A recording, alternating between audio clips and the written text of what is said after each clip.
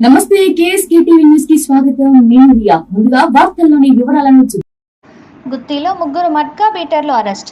అనంతపురం జిల్లా గుత్తి పట్టణంలోని Amrit cinema theatre వెనుక ఎస్సీ కాలనీలో శనివారం సీఏ వెంకటేశ్వర్లు, ఎస్ఐ సురేష్ కుమార్, ఆశా ఆధ్వర్యంలో పోలీసు సిబ్బంది విస్తృతంగా తనిఖీలు నిర్వహించారు. ఈ సందర్భంగా మట్కా రాస్తున్న ముగ్గురు బీటర్లను రెడ్ హ్యాండెడ్గా పట్టుకొని అరెస్ట్ చేశారు. వారి నుంచి 40,200 నగదును స్వాధీనం చేసుకున్నారు.